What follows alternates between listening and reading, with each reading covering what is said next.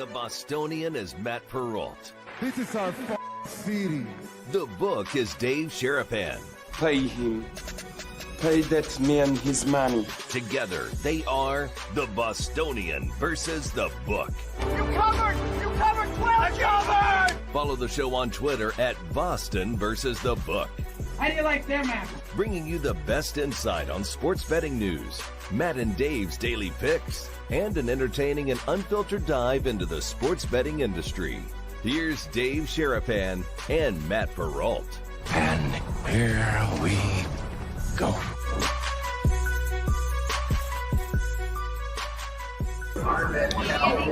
There have been shows that we have done before out of the studio that have been a lot of fun, a lot of work. This is not work, boys and girls.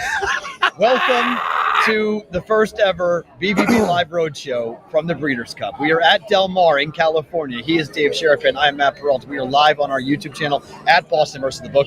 We will be here for the next 2 hours, bringing you all the sights, the sounds, and all the amazing things that are going on here at Del Mar. Dave, this is my first time. I got to say that you kind of undersold this thing. This thing is incredible. I tried to tell you. I did try to tell you. You did. We've been here. Listen, my favorite thing about today will be at the end of the show. The flight out of Vegas, we almost didn't make it. Not because we were late, because someone didn't want us to bring our stuff. I'll get to that later. But we got here, smooth flight. Yeah. I looked over during the flight. You had the hat down, dozed off a little bit. Yeah. I took a nap. Cat nap. We got here, got a car, started driving up, and you're like, man, pretty nice. Pulled up. Our man Jeremy had us hooked up. Oh, yeah. Parking pass, meet you here, all this stuff. Get set up. And we're I mean, behind us, there's not been a better backdrop than what we've had in the 3-year history of the Bostonian versus the Book. We haven't had a backdrop like this. I mean, this is scenery on scenery on scenery. Yeah. And we've already made a little couple bets already that went down in flames, which is what horse racing is known for. Yep. So we did that today. We're going to be talking to Gary Mandella, who is the son of a Hall of Fame trainer. He has won 9 Breeder'S Cup races, including 3 with Hall of Fame mare Beholder. So we got that coming up. Ed DeRosa is a guy that I think we've had on BBB before. We have. So, we had him on Derby week, and we actually ran into him while up in the press box watching the last race. So that was kind of fun. It'll be fun. So he'll be on to talk about everything happening with horse racing and Horse Race Nation. He'll break down everything happening in the world of horse racing and also the races that will happen later on today for the Breeder'S Cup. There are 5 races for today, right, on Friday? 10 races total at the track, 5 of which are Breeder'S Cup races. And Randy said yesterday, Todd said on Tuesday, it's all like babies. Right. Adam even gave out the card for today, and he called them babies, right, like young horses. So we have that going today, and then tomorrow there's 12 races, 9 of which are Breeder'S Cup races, big races.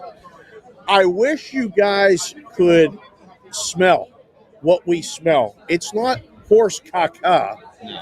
There's a whiff of some really nice perfume. Money. Cash. All right, it smells like money. A lot of money, but like the drinks, the cigars, there's just a lot of there's a lot of, is this sensory overload? No, I think it's I like it. I like it a lot. No.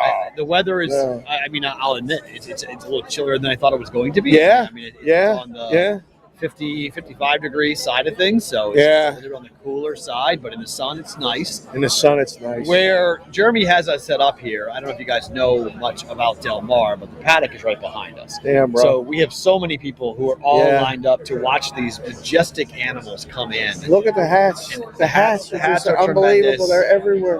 The eyes, it's interesting because I've covered a lot of sporting events in my life. And when athletes are around, there's always a little bit of electricity in the air. when these horses come out, Everything stops. Everything stops. I mean, Everything stops. Everything just goes horses. They get all giddy, and like, you see kids, the adults turn into kids again, and they run over and they just want to see what the horse looks like and how the horse is walking, and what the overall temperament of the animal is before. And everybody has their own strategy as to how to play these horses, how to bet the horses. But I mean, this is going to be, there's a lot of money getting bet here, and it's neat. I know it's football season, and I wonder. I was talking to Jeremy about this a little bit earlier, but I wonder if there is a way in the next decade or so that horse racing has a resurgence, and because gambling is now not seen as it once was, like it's the stink of it is gone. Like everybody wants to bet. You find different things to play because the electricity you find inside of a track, the crowd. How do you explain this to someone? It's hard. You have to bring the kids, right? Right, to see it. And Jeremy had a great explanation of how to get involved in it. He said you need a shepherd. Yeah. Meaning you need someone to bring you right. and explain it to you. And then I said you need to really like it after that. But this is an easy sell. Let's pull up Mark. I mean, right? Like this is unbelievable. Yeah. So and then ideally, like he said, you win and then you're in. Right. You win. Yeah. And you're in. It's hard when you lose and you try and you handicap and you lose and you try. Right. And you gotta love the game more than the winning. I think at that point. I think also because the athletes don't talk. So I think one of the things that's true. One of the things with horse racing, and jockeys talk, but the actual athletes do not have a communicative. The people who tell you around horses say they communicate plenty, but in terms of vocally being able to verbally say what happened and what's going on and what they saw on the track, that has caused people to, one, they love it more because the athletes don't talk, or they feel like, well, I wish I could have known that the athlete was feeling bad today. When he got up, he didn't feel good, or his stomach hurt, or his knee, his hoof was bothering him, or something. Yeah. You'd have an idea. Like there is no injury report when it comes to horse racing. Like we may know what the injury is. I mean, there might be, but not everybody knows. Fine, but it's like the guys over there in that paddock might know, and the guys running the morning lines might know, like the morning tracks. But we just had an 11-1 win race 3. Finally, right? But it was chalk before that, so it was real. And I mean, we were down in the bowels right through, and ran out, watched that first race. We had it invested in the 9, and the 9 is still running. If you know what I mean, that's one of those things where it's okay. But this guy comes running through, and he goes, "Up, Del Mar, where the favorites always win again." And he kind of vaunted through and was mad. And I was like, 3-2 out there. And the next race, the 2-1 won. So it happens. And I don't know if that's good or bad for new people getting involved. It's more because we were talking about the NFL and how the consistency of inconsistency is what's drawing people away from it. Right. Not knowing what the game is, what the handicap is, what the officiating is going to be. The uncertainty of horse racing is fun. True. Well, because it doesn't feel controlled, right? It doesn't unless you start to really watch it, and then you got to go, wait a second, right. Is that? Right. This is thanks Dave's Daily Picks. This is a Lasix-free card, meaning nobody's on Lasix. So you try to even the field, and then the best horse wins, or the best driver, who gets the best ride, maybe the best post position. Yeah. That track is gorgeous, pristine. It is perfect. Yeah, it really is. It's gorgeous. It's there. I think walking in here, I'll admit it, it's smaller than I thought. Right? Intimate. The track is smaller than I thought. It takes you all of 30 seconds to walk from where we are sitting right to the track. It is quick. It is easy. It is easy to get around. I don't know. I guess I had an idea of seeing things like when you hear Churchill Downs and you hear about the Preakness, you hear about hundreds of thousands of people. Right. Like 50,000 people in the infield. Like, we don't have that here. Like, it is a much smaller, more intimate environment here. And we are in the corner of the first floor, like the Paddock Club. Yeah. Okay. Just look around. I mean, look at the front of this program, right? Yeah. That is a historic. We're right over here. Right. Like, we're literally, like, look over. Look. Yeah. That's the shot right there. Yeah. We're sitting here. That's pretty cool. It is. Been there for almost 100 years. You know, Jimmy Durante Boulevard. It's on Jimmy Durante Boulevard. Bing Crosby. Right. All these stars used to hang out here.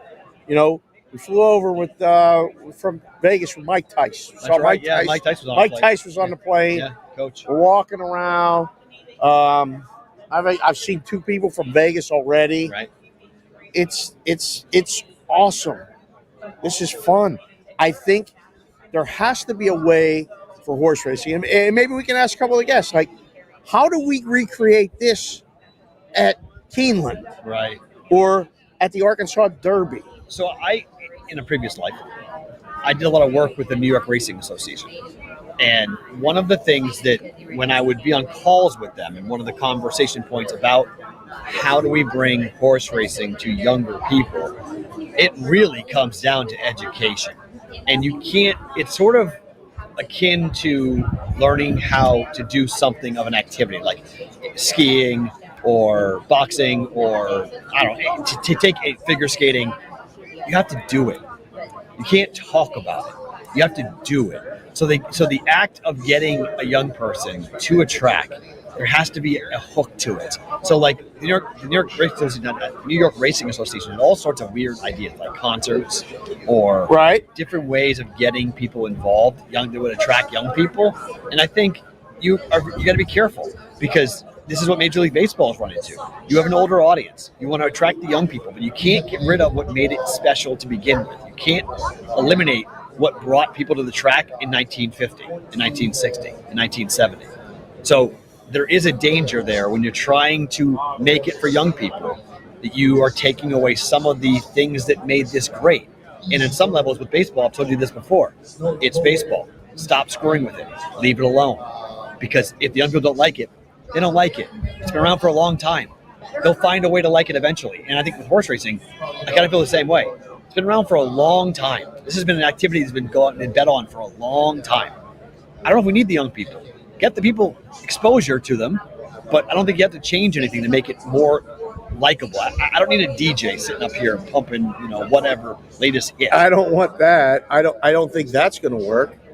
I don't know. I mean, like, we're literally right to the right of the press area where the winners are going to come in and answer the questions. I open up the program, and there's basic bet types: win, place, show, across the board. Yep. All the terms are right there, and it's its own language. Trifecta box, trifecta key, how to do it, how to figure out the cost of it.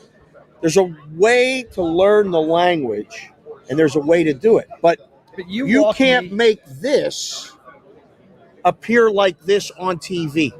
It's like hockey. Yeah, fair. You take someone to a hockey game, the game sells itself, whether you bet on it or not. I think if you could bring kids to the track and just walk them around, have a nice lunch, hang out. Now, there's 25 minutes to 30 minutes between races. It's tough. Is that too long? No. I don't think so. How old's the kid? Like, a kid's 10, maybe. 15, probably not. College kids, it's perfect. Watch a race, booze. Watch a race, booze. Like, it's a perfect cadence if you're here to party, which is what this track is known for in the summertime when they have the races here at Del Mar in the summertime. Here, this is a little bit of an older crowd, a little bit more money involved, and the hats and the environment, the outfits. Like, look, I don't know if you guys can see the horses behind us now. The horses are now into the paddock area behind us. So this is what the next race will go off here in 11 minutes. So this is the fourth race of the day. Correct. Here at Del Mar. So we're almost into the races that will be Breeder's Cup races. That will be two races away. from it being a Breeder's Cup race, which means a lot more money will be on the line, and horses will be so much of a higher caliber. Not that these horses are bad, but this race, which is this is the fourth race. So this is the Alliance Stakes. Aftercare Alliance Stakes, right? Yeah, let's see here. 11 minutes to race 4. Right. So we got Sabretooth, Okay. Smash It, We betting based on names. Cavallo Bay, Okay. Mibago, Scipio, Okay. Super Speed, All right. SUPA. I'm taking Super Speed because it sounds like a Boston Super name. We Speed. drop our R's. Yep, right. I like I'll that. go with Super Speed. And then where's all these other horses? There's supposed to be 11 horses in the race. Yeah, so all And then, so this list big. them. What's Yeah. so neat is to watch this in person. We see it on TV so often. Is the number of horses once they make that loop and they bang a right to go right into the track. The number of people, the owners, Bam, all gone. the people who are part of these horse these are part of the conglomerates that have bought these horse partnerships, ownership, whatever you want to call it. Ownership groups. Ownership Yeah. groups. They're all. I don't They know. make their way right over. 400 people, 500 people. There's so many people. It's so wild to watch because when you go to the Derby, you watch them all walk the track, and it's all they get their interviews and blah blah blah. Here, it's not as big of a deal to walk because it's not Kentucky Derby yet. The Classic is tomorrow. We'll have that Derby Classic, but it is neat. It is really neat to see that many people walk up and be a part of it. So, all right, looks like we're going to be joined by Gary Mandella here in just 1 second. Trainer, son of Hall of Fame trainer Richard Mandella, who won 9 Breeder's Cup races, including 3 with the Hall of Fame mare Beholder. Look at Gary. Has his own horses that he trains. He's won 10 graded stake races. He finished second with Taste of Paradise in the 2005 Sprint, and third with Salentino in 2013 in the mile. 2 Breeder's Cup races. We're talking about training horses and how horses need to be. How do you train a horse? I'm looking forward to this because I've seen it in Virginia. I've seen it in Massachusetts. I've never seen it at the thoroughbred level, Right. of having to go ahead and train horses. You can sit on down. Hi, Gary. Hi, Gary. How are you?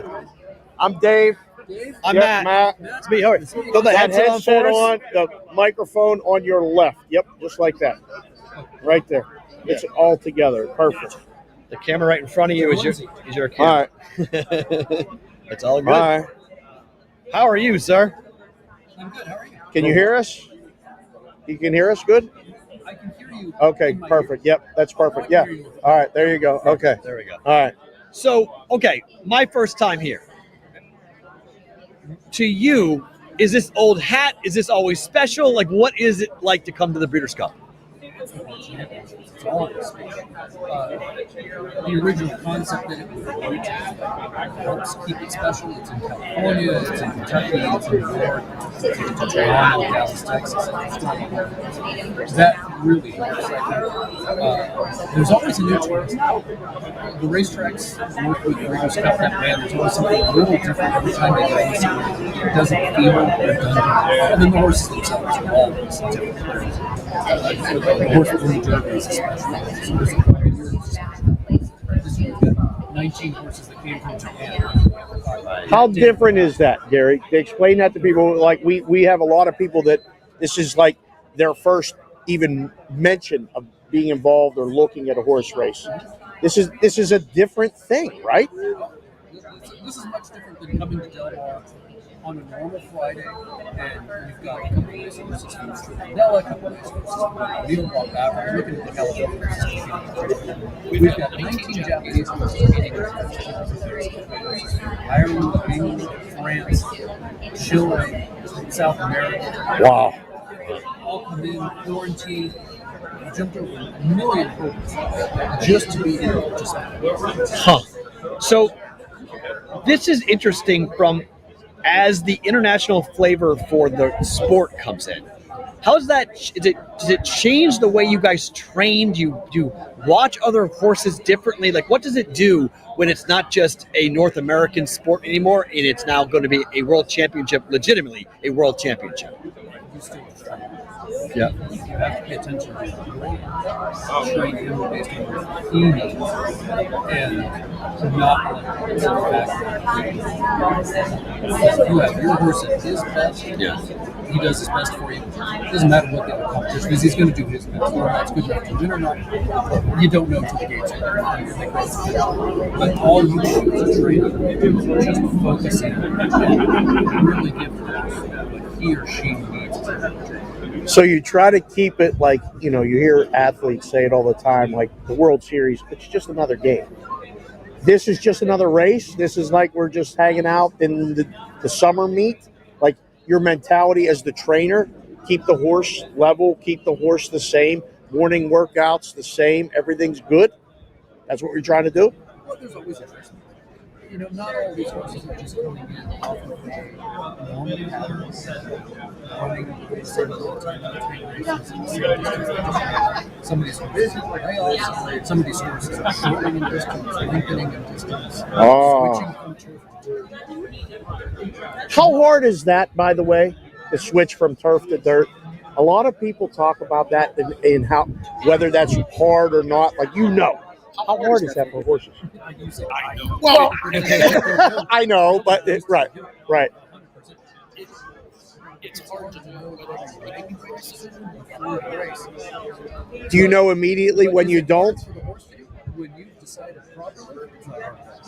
If they like whatever they're switching to, if they like it, It takes right away. Okay.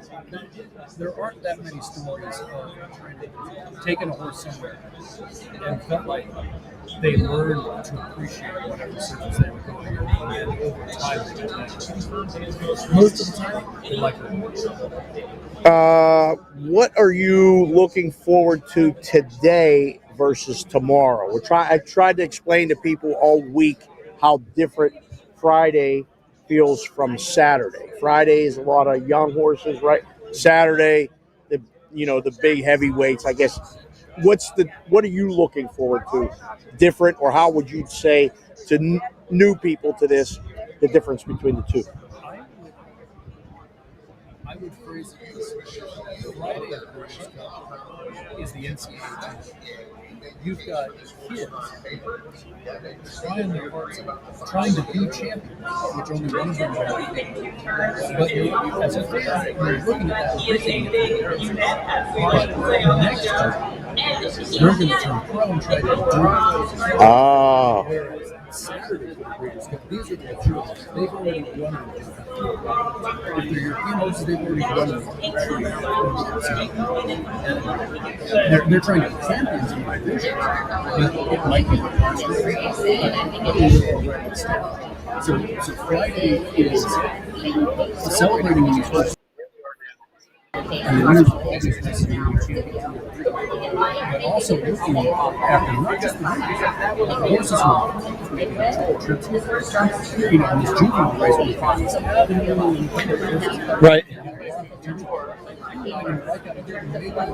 East Avenue wins, but I see somebody else run a race that win, but I like the way he does it, and I'm going to take that horse as my derby. And I'm going to go with you guys back to Vegas.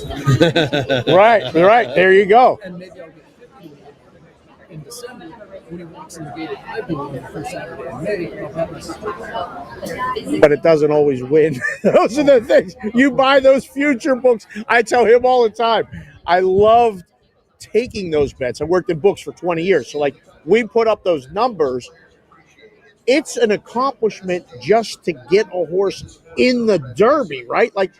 After this, so they win, make a name for themselves. It's not the end. The road after this is really hard for these horses, right?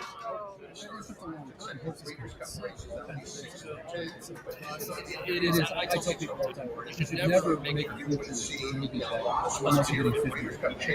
Because that's fair. Okay. Right.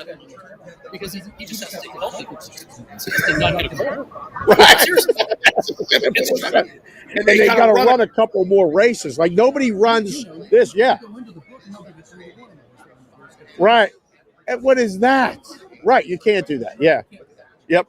So, this coming from a guy who hasn't cashed this bet since 2000.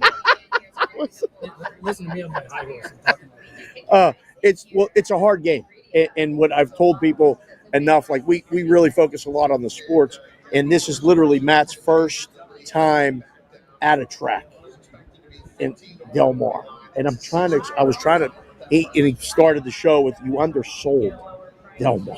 Like it couldn't be more perfect. This whole like so far, perfect, right? Track perfect, scenery perfect. How do you top this? Like, where do we go next? What's the next big horse thing that we should look at talking about or going to? You think so? Okay. Okay. This feels exciting. Yeah. This amount of people, but the potential even on notes. Right. You got to do that. What do you broadcasting or training horses? What did you have? I mean, you've done both. Prefer one, miss one. What do you like doing better? Training. Yeah. A million times. Getting my hands on.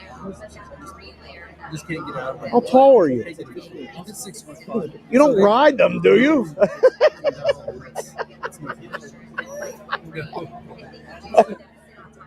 Would you recommend someone go into it? Is it something that you know? I mean, the business we talk about all the time. How do you get young people in this? Like, I just think you need. I have 3 daughters. I've brought them here from Vegas. We've taken a summer vacation. I said, we have to go to Del Mar. We have to go to Santa Anita. Now, $2 win tickets here and all this. Let's play. Let's fun. You know, I don't know how to grow the sport. How do you grow the sport? And I ask everybody that's coming on the show, what does horse racing need to do, in your opinion? When you're a lifer, you've been around this thing for a long, long time. How do we get young people to say, this is cool, I want to do it? You know, I think growing up, you know, obviously I had Right. Right.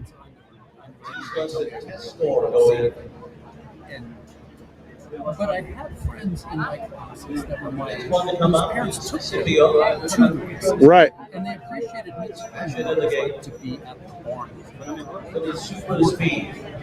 You know, be in the saddle and help out with stuff. And the last couple of horses moving in now. Well, it wouldn't be on the board. No. In the thoroughbred after Carolina. And the Smash It is off to a good beginning. And there goes Tails Angel now. Grab the front and Right. who's up in the second. And Chasing Liberty on the outside in third. Yeah. Obey moving in between horses. Company with me, Bago, as they're tightly packed going into that turn. Sabertooth saves all around there, racing 4 lengths off the lead. Just ahead of Test Sport to the outside, and they make their way around the turn. Then the Philly Super Speed, surrounded by Okay. Okay. is heading to the outside. Artis Listen behind them, and then Uncle Dude, and at the back in Snowdonia. That much of a drop off. The opening quarter mile, Tails Insolent, floodlights. Wow. Coaches apart off the lead, chasing Liberty a length and a half off of them. Bay pushing to the outside on a clear road. Okay. Vivango splitting horses and smashing is down on the inside. Super Speed, the Philly just in behind them, with spot to go. In traffic there, moving the way into the turn. Then Sabertooth Right. Test Sport to the outside. Kids happy as that. They make their way around that turn here. Right. Inside, Tails Angel just a narrow advantage to the floodlights. Chasing Liberty comes up to them, and now there's 3 across the track. And then it's Vivango and Cavallo Bay. And they're coming to the top of the stretch. On the outside, Chasing Liberty runs up alongside of Floodlights. And now takes an arrow lead. Cavallo Bay is Gary, thank you for joining us. Really appreciate the time. Enjoy the Breeder'S Cup. It's going to be a ton of fun this weekend. Thank you, sir. Appreciate it so much. Take care. Thank you so much. It's Pull that down, set that right and the there. yelling and the screaming Awesome. going on this. Thank you, sir. Thank you so much. Thank you. Keep talking. That was great. Okay. 1, 2, 3, 4, No, 5. you saw it. Are we all right? What happened there? We're good? Sit down. So I don't. All right. Whoa, watch your head. What do you got? I don't know why. So All right. I can hear you. You sound great. Yeah. Yeah. So according to newbie. Uh-huh. He could not hear anything was being done or said. Okay. So I cannot figure out how we can be heard. You and me can be heard. And we have everything. And newbie, you can text me if you can hear me. Because I can hear myself clear as a bell. I can hear Dave clear as a bell. I can even turn up my own headphones. So if this continues. Did my Wi-Fi just die? I don't know. I have no Wi-Fi, it says. I have no internet, it says. I don't know. We shall see. Are we good, boys? I don't know. Let's see. I don't know. What happened? I don't know. So you may have gone down. Yeah, we're still Okay, we're good. You hit recent. Yours may have blocked. Dave. Hey, what's up? So if this continues, we're going to put the guest there, and you just talk to the guest. Okay. Because I don't know why this is not working the way it's working. Okay. It doesn't make any sense. He said halfway through you heard a pop. You heard the pop. No, that was from me. I changed it out. Okay. The pop you heard was that. Okay. Okay, yeah. Got All it. right. Me going back and forth. But I'm completely utterly befuddled by what's going on. It's immediately it's fine. We're on. So it's okay. It's just I don't know what would happen with the headset that would cause that to happen. But that's just one of those funky things.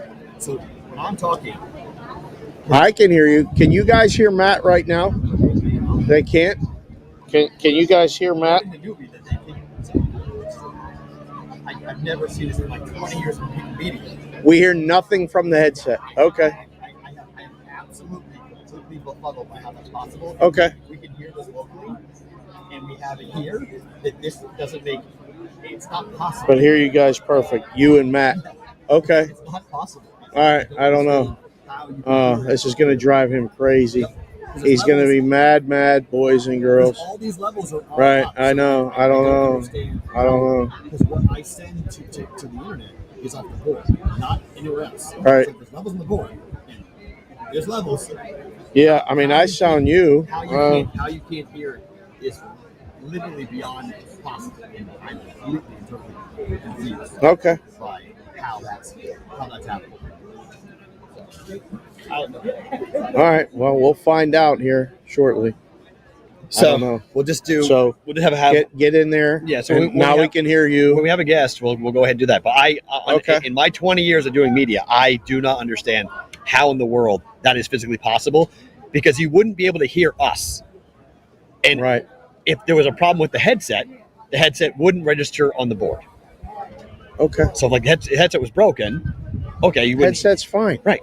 But how could heard every word that Gary said? How is it possible that it's me and you and we're fine? Hi, Brigade. Thank you for bearing with us here. Right. But the headset doesn't work. I don't understand. I'm completely at a loss. But anyways, so when Ed DeRosa is going to stop on by, we'll put Ed right here so you guys can hear Ed DeRosa and have David do the interview. Now here we'll have Ed sit here. You talk to him, and then I'll just stand. I'll come over and stand next to you, and we'll talk together like that. Because okay, I still want to try to fix it. I know you do. I want to try to fix it. All right. But are you offline? Because that froze. So that's you need to reset it. Are you offline? I tried that. It says I'm gone. Huh. Yeah. I lost no internet.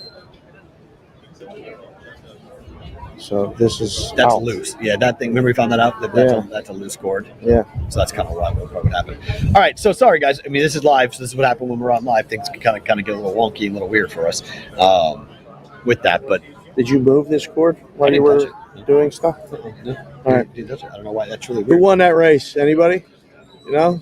10 won it. The 10 won it. Okay. The 10 won that race. I think.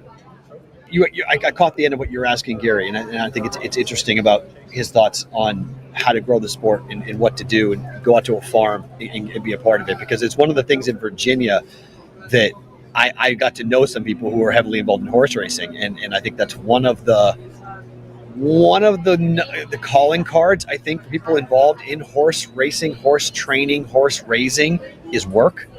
And the amount of work that you have to do, you have to love it. You have to love. Oh, without a doubt. You have to get up early in the morning, and you have to muck stalls, and you have to train when everyone's sleeping. Tyrone Boyd, thanks for being here. He says we can't hear you online. I don't know what that means, Tyrone. I'm sorry. We can hear each other. You can't hear and you us. can't hear us online. I don't know what that means, because it sounds like, if you guys are watching in the chat, I'm looking down. No, he can hear you. Okay, he can hear you. Okay. He's on a delay. Okay, he's on a delay. All right, whatever. So who's that? I don't know. On the chat, Tyrone's here every day. I want him to hear us. He's here. He's rooting for us. Yeah. Cheering for us. All right. Trust me, not Tyrone. Yeah. You got it, newbie. Yeah. You're the man. All right. Just on it. Let's stay on it. All right. We're on. He may have a system. We're good. He may have his phone on mute. I don't know, but we're here. We're good. Yeah. Newbie would know that. I mean, look, that's easy. We can just put us on. So, right. No, thank you, newbie. All right. We can hear you. We hear you. We hear you. We hear you. Thank you, boys. All right. So send the winner for race 5. What do we got? We got 30 minutes to race 5. See? And that's the Golden State Juvenile Stakes. So we need race 5's winner. Send it in the chat, boys and girls. Yeah. Okay, please. thank you. Reboot the computer, Tyrone. Thank you, Mike. Appreciate that. All right. Good job out of that. So yeah. Sweet. We're good on that. I think what's going to be interesting from a horse racing perspective going forward.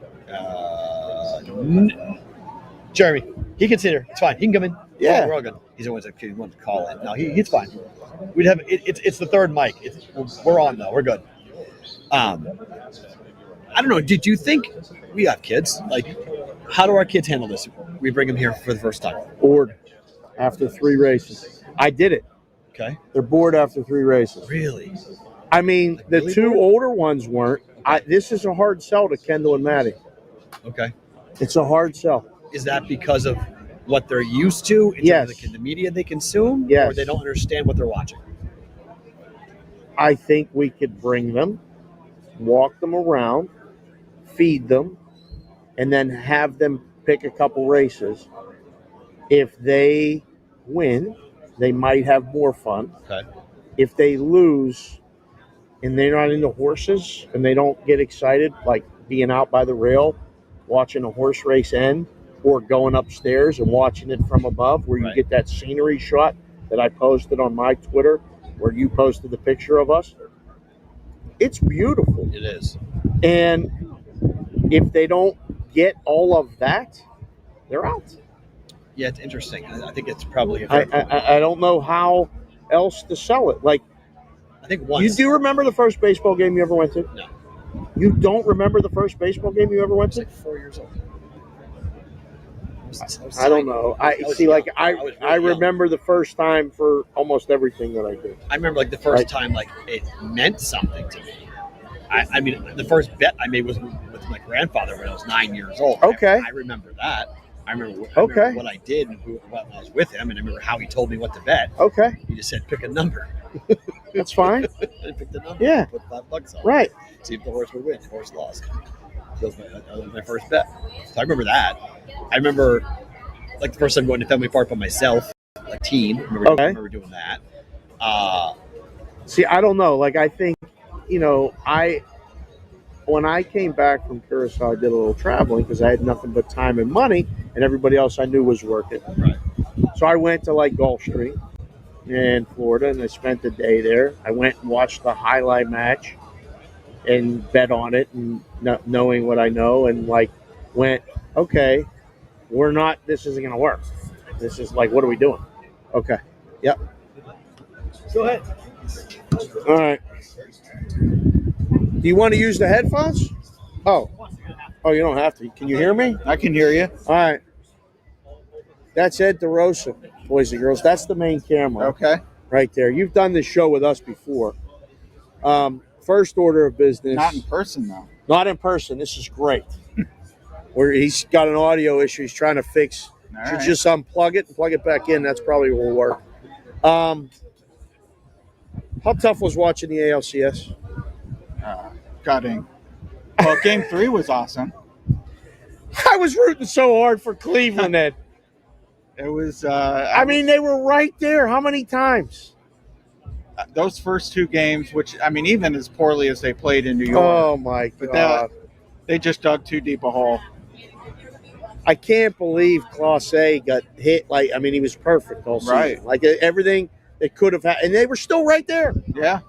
No, That was gut-wrenching. that's part of the hurt. It's like, it's one thing you get your doors blown off 10-0, but to put the pieces together and have some guys you want in those spots disappoint you, you're like, man, a couple things go there. But, all right. I had to get that out of the way. So is this the highlight of your year for a horse racing guy that coming out to Del Mar for the Breeder's Cup? I will say I live in Louisville, so it is tough to top the Derby. But as a family man with 3 kids, it is nice to come out to Del Mar on a solo trip. So, with Louisville being a home game, I'm still doing the kid stuff and dad. Right. And, getting them into it too, which is great to see, and I love doing it. Yeah. But being out here and just, it's me and horse players, it's awesome. What's the week like for you? Like, do you get here Monday?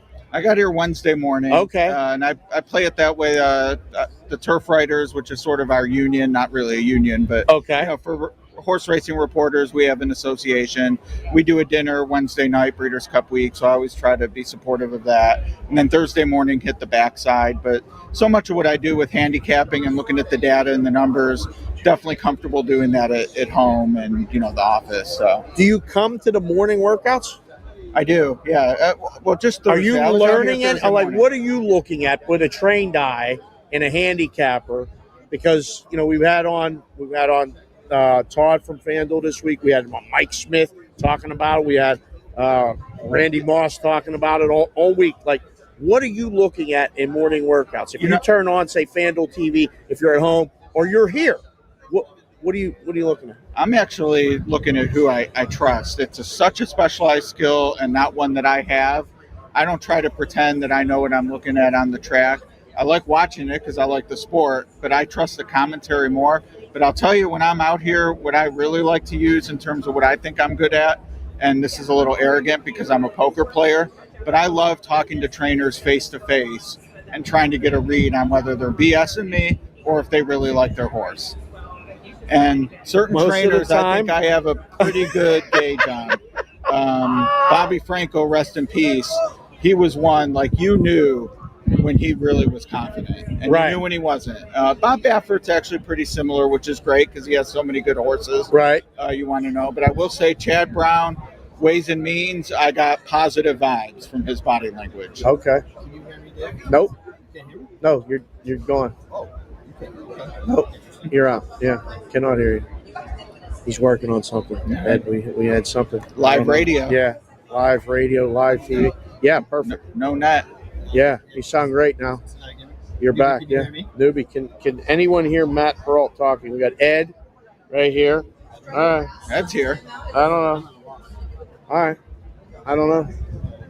So, we've tried to explain, and you could probably do it a lot more or better than guys that really are pretending to be horse guys. You are a horse guy.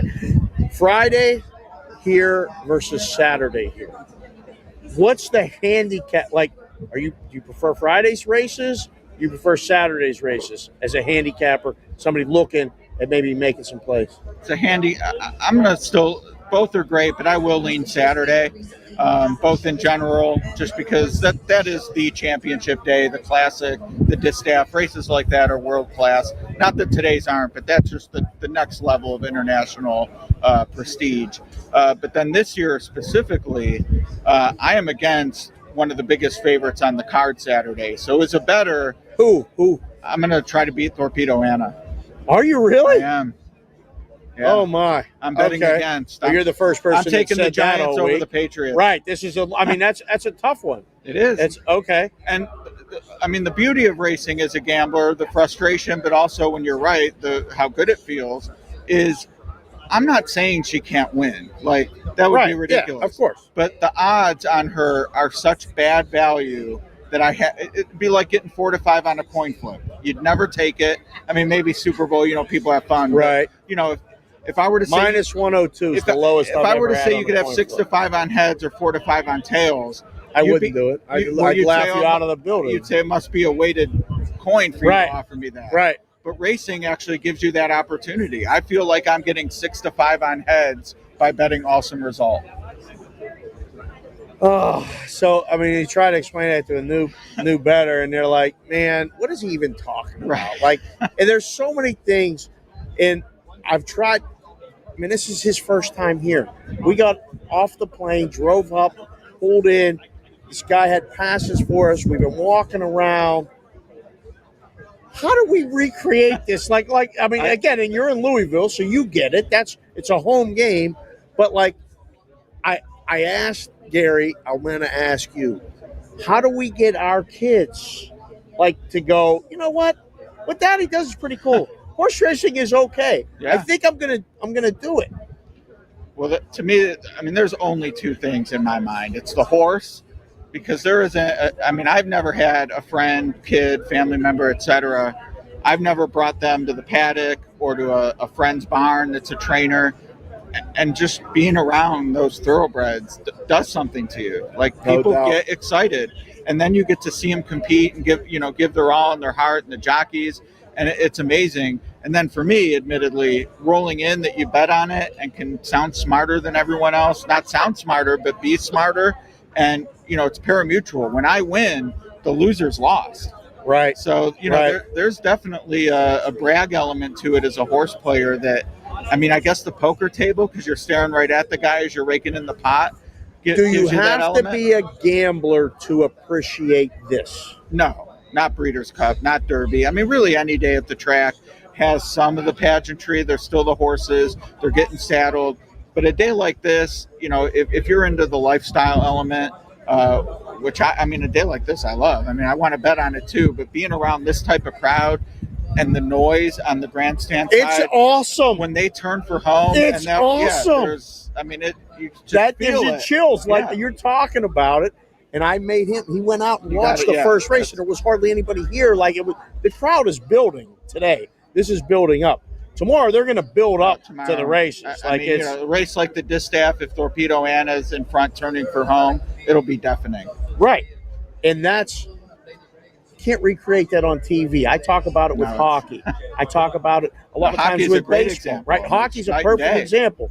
If you watch hockey on TV, it's tough selling it to the kids. If I can afford to take all the kids in a hockey game, like an NHL game, it's ridiculously expensive now, but they go and they're like, you know what? I really like hockey. It happened the other day. My kids are back in New Jersey at college, the 2 older ones. They call me and say, hey, there's a Devils game. We're playing at Ducks. Tickets are cheap. Can we go? And I'm like, yes, I'll pay. Go. Enjoy the game. Please. So, I'm waiting for, at one point, to have one of the kids be like, hey, we're going to go to the track. If we could figure out a way to do that, I think the sport will be better. Absolutely. And I just learned something from Gary. There's used to be 40,000 horses born. Last year, 20. Yeah. Less than 20. It's contracting. I didn't know this. Yeah. No, it's less money's being bet, fewer horses are being bred. But I mean, the magic's the same. And, Kentucky's fortunate. Its 2 biggest cities also have its 2 biggest universities. So the kids at University of Louisville and University of Kentucky, they're going to Churchill and Keeneland. But other tracks, they don't have that type of young audience. But that's the key. You got to get them out, because the bug is there to bite you if you make the time to go to the Keeneland? track. Should we come to Keeneland? Keeneland. I've heard, yeah. I mean, I don't know. He's not great with the big crowds. Like the Derby might not.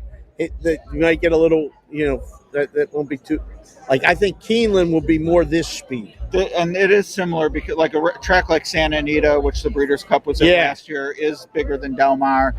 So it's great to be able to have more people. But when you get this environment where a little closer together and the energy is so contagious, Keeneland very similar to this. All right, sir. I got to ask. I mean, you nailed this thing already? Have you done the work? Like I've for done the work. tomorrow? Oh yeah. What are your favorite plays? Well, I mentioned betting against Torpedo Anna, and Awesome Result is That's my pick Ed in that race. DeRosa. That just so you know, because there ain't many people that are doing it. But go ahead, Ed. I'm going against her. That's it. All right. You know, momentum is a thing in racing. You know, my Guardians found that out in the playoffs. Oh, you go God. down 2-0, tough to come back. Torpedo Anna, she did win her last race. I thought it was a step backward, though. So I think she's going in the wrong direction. Explain that. What do you mean it was a step backward when you win a race? So horses, you know, they're not machines, which is why it's a great game to gamble on because anything can happen. But there is a baseline of consistency. And when you look at Torpedo Anna's wins before the cotillion or races before the cotillion, her efforts were superlative, as good as any this year. And the cotillion was definitely a step back. She did win, but the competition wasn't as good. It'd be like going to the AAA and winning and saying, well, they didn't look that good. Yeah, they won, but she was expected to win. So I'm gonna gamble at, odds on that she's just going the wrong way. Matt, video froze. I think your screen went to sleep, and I just touched it, so it came back, but it went dark. All right. Good. All right. We're good? Yeah. All right, we're good. More importantly than betting against her, I have a strong opinion of who's going to win, and that's the Japanese horse, Awesome Result. Awesome Result? Number 9. Okay. Center field for the craps players. I like it. All right. Real quick, talk about the international expansion of this thing. Gary was talking about it. There's a lot of international horses here. There is. And they're good. They're not sending them over, and they're coming to win. No, these are the best horses among the best horses in the world, and the European participation is not anything new. 19 horses from Japan is definitely, they've sent a few over before. They won 2 races here 4 years ago or 3 years ago in 2021, but they are loaded with 19 horses this year. And if there was bookmaking and racing, I'd set the over under at 2.5 on Japan. Oh, really? Yes. Okay. -110 over or under. When you going back home? Leave Sunday late morning. Want to come to Vegas? Shoot on over. Just tell the wife you got stuck. Yeah. Hey, That's I had to the go only hang out with David and Matt. We'll get you a spot in the book. We'll That's watch the only good football. thing about Flying Spirit is the layovers are in Vegas. I mean, there could be mechanical problems. Let That's me know. right. We'll hook you up. We'll go watch Sunday Night Football. I couldn't Browns? get out of Are you a San Diego. Browns fan too? I am. Not like the Guardians, but Yeah, nothing gets you like the no, Guardians. that's definitely in my blood. But Jameis again, though? How Why about not? that? They beat the Ravens. That's all I cared the about. team needed it too. I mean, everyone was down. Oh. They're criticizing the fans, the owners. Are Wait, shit- it too just bad. hit me. This might actually be real. Are you an Ohio State guy? I am. I'm gonna have to find out. All right, stop messing around. Forget about all this horses stuff. Now we'll get to the root of this. Who's winning on Saturday? I went to Penn State. Well, I gotta say the Buckeyes. What? Lay it? Money line. What is it? 3.5. 3.5. It's You tough want to to lay the go hook? into- Let's talk. Oh my, we might have to make a personal bet on this one. All right. A good friend of mine who's here, he's been to, I think, 110 tracks worldwide. Yeah. He went to Penn State. So Really? We always have yeah. All right. We'll find him. Maybe he can come on the show. That's great. Yeah, 9 We a.m. are kick. Penn State. I can't wait. Do you like West Coast time for football? I like it when I'm in Vegas. I like when the racing's going. 'Cause Yeah. I'm a morning guy. So, Okay. Yeah. Yeah. How old I are don't the mind. kids? I got a 10-year-old twins and a 13-year-old. Okay, so yeah, you haven't slept in a decade. No, it's been At least. It's when I travel. Thanks, brother. My pleasure. Appreciate Win it. some money. Thank you. Ed DeRosa. Thank you, sir.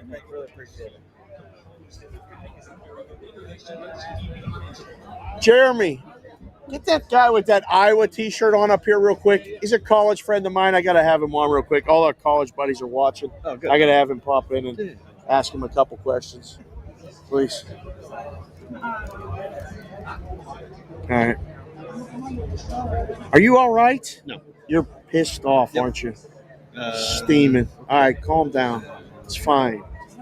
It's fine. You're going to be okay. Shot looks great. I know it looks great. Audio looks awesome. We had Ed on. Okay. We're gonna have Hammer on. There we go. Hammer Poo, just for you. Newbie. Let's just see if this. Text me if it worked. All right. Newbie. All right. I changed it, so text me if it worked. What? You gonna go over there and test that? The audio? Yeah. All right. Perfect. All right. Come here. Sit down. Please. Leave the Iowa's fine. That's fine. Sit down in that chair. Don't hurt yourself. Yes, sir. Good to see you. How you doing, brother? Good to see you. Good to see you. All right. All right. I can hear you. I can hear you. You sound great. All right. This is my friend, Mike Ham, a.k.a. The Hammer. Hammer, look at the camera. Tell him whatever you want. Well, first of all, it's an honor. Right? to be. Can you imagine from Mifflin Hall from to this? From the Mifflin Streak, where the surf meets the turf at Old Del Mar. Right?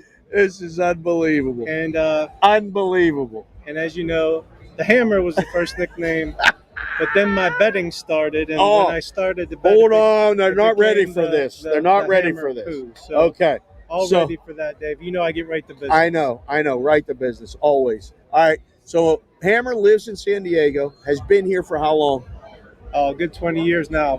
Complete Padre fan, all in. Originally all Pittsburgh, still all Pittsburgh. Nice Dodgers gear too, by the way. It's disgusting. I know it is. I know. But you got the Iowa stuff on. Why? Caitlin, baby. Lived in Iowa for 3 years, became a good fan of the Hawkeyes. We're a Big Ten family. Penn State, Iowa. We love Wisconsin. We love Michigan State. And at the very bottom, we hate Michigan. And I'm sorry, Mr. Ed DeRosa, but we don't like Ohio State. Come on. Can't have it. So, yes, you were the Hammer. You were the photographer, basically, of college. We have so many pictures and stories. We're fraternity brothers. You pledged with Brother Dan. It was awesome. I mean, we lived together. We were roommates at Calder Commons. And then we didn't know that you had this talent, this thing. I'm not talking about singing, national anthems and things like that. And let's not talking about that. The difference between skills at the World Series of Poker versus in the sports field. Let's get correct. The boy can play cards, okay? But he has an innate power. I've talked about it on Sports Grid, Sirius XM 159, on the other shows. You dubbed it the name. You gave yourself a nickname, and you don't give yourself nicknames, but this one fits. Hammer. What do you call it? Well, it's the Hammer Poo, right? I want to be a fan. I want to wear the gear. I want to support the team. I mean, I hope that I don't break Caitlin Clark's ankles right here, right now. And I hope I'm wearing got my Penguins gear just in case. And I refuse to talk about Saturday's game because I don't want Dave to be so mad at me if I talk about it. We ain't even talking about it with you. We're not talking about Ohio State, Penn State. We're not talking about that game. No, we're not. But we've seen the power of the Hammer Poo. When he goes to a game, the Detroit Red Wings were trailing the Pittsburgh Penguins 4-0 in the third period. And send us a picture of the Penguin gear, jersey on, at the game, and said, I think we got rid of the Hammer Poo. Hammer, what happened in that game? Overtime loss. 4 goals by the Red Wings, and a fifth in overtime, 5-4 Detroit Red Wings beat the Penguins. But I did have the best Jake Shake for Jake Wetzel when he was still on the team. Had the Jake Shake. That's all that matters, right? Sorry about the loss, Sydney and Jeannie Malkin there. All right, so you can't even Hammer Poo the Steelers because they're off this week. Thank God. But last question before I get Matt back in it because he's going to lose his mind. Are you good with Russ? Where are we at with this? Okay, so my heart was on Kenny Pickett. But what I'll say is to Mike Tomlin and to our offensive coordinator, on behalf of every single great Steelers fan, we got a quarterback. Give Justin Fields 10 plays a game in the Wildcat. Oh. Bring them in situational. Cordell-like? Little slash action. We're back. Maybe. I'm pleading. Because imagine preparing for Russell and for Fields. Okay. And I like where you're at. Third down, bring him in, mess it up. He runs the ball, he passes the ball. Let Russell start and finish the game until he loses. Damn right. But Justin could be the guy of the future. Give him 10 plays a game, keep him happy, keep him in the mix. Right. Hell, run the reverse and let him catch a pass out of the slot too, Cordell style, like you said. God. What do you think about that, Dave? I like it. I like it. I think they got it. Like, whatever they're doing, I'm okay with. Because I wasn't sure at first why are they pulling Fields for Russell Wilson, because the Russell Wilson we saw in Denver was like, I don't know. But right now we're doing rollouts, we're doing things. He's not turning the ball over, and I don't feel like he's forcing anything. I don't know if I want to add too much to it, but let's keep building because that schedule's going to get super hard. Hey, 2 losses. Let's not mess with the juju. Right. But I would like to see 5-6 plays a game. Bring them in, keep them happy, get them involved. Defenses will not be able to prepare for both of them. What's it like living here without a football team? Now you really get me good because we became hometown Chargers fans. I know. Except for when the Steelers played to town. Yeah. And I did go see the first Steelers game in SoFi Stadium. Loved it. Right. Cannot stand not having the NFL It's awkward, here. Isn't it? But, every offseason, Manny Machado, it's Fernando Tatis, it's the Chrome Padres, Zone. baby. Let's talk about our Padres, right? Sorry about the losses, guys, and I hate the Dodgers gear, but I know. But we have enough good things going on in San Diego. I love it. And to go back to your original theme, right? Kids got to come see the horses parade around. They got to eat well, like you said. Yeah. They got to make some money. Yeah. But there's a lot of downtime between races. Right? There's a lot of downtime. A lot of laptop time. But that's right. For the amount of testing that Matt did on the audio, even I want to get off the stage and get back into the Let him get in here. Let him get in But here. it was an honor. All Thank right. you, sir. Thanks, brother. Love you, brother. Love you, too. Thank you. All right. Matt, you come over here and do this. You do this interview. Come here. Over here. Wait, earbuds. Oh. Come on in. Yes, earbuds. Hi. These are for you. Right here. Sit right in that need the chair. program? I don't need it. You want yours? Aaron, right? Go ahead. Thank you. Aaron, come on over and sit down. Right there. How are you, sir? Good to meet you. Matt Peralt. Likewise. How are you? Yeah. Aaron Wellman, a guy who's been a trainer here in Southern California for quite a long time, a guy who knows all about horse racing, and a guy who, well, you're from this region in a big way, are you not? My gosh. Yeah, I'm from Southern California originally. Del Mar, the last. We're going to want to make sure you're right into that mic. You're right. Pull that thing down. Yeah, originally from the west side of LA. Santa Anita would have been my home track, but every summer here down in Del Mar. Right. And local in San Diego for the last 17 years. All right, so what's it like for this track to have this race, not this year, but next year as well, to have the Breeder's Cup be here? I know it rotates around, but the weather's perfect. The scenery's gorgeous. Like, for people who come here quite a bit, this is showing off, right? For sure. This is the mecca of fall racing because you go anywhere else in the country, New York, Kentucky, while those are wonderful venues, you run the risk of some pretty inclement weather. Right. So here, I mean, you can't ask for anything more. Yep. 70 degrees, not a cloud in the sky, little breeze, perfect racing weather, perfect sports weather, Right. perfect sports venue weather, Right. perfect drinking weather. Yeah. You know, All the above. all the women can wear whatever they want. True. You know, Yes. No restrictions. No bundling up. exactly. The Breeder's Cup for a novice. What's the comparison to someone who's watching football, baseball, basketball? What do you compare the Breeder's Cup to?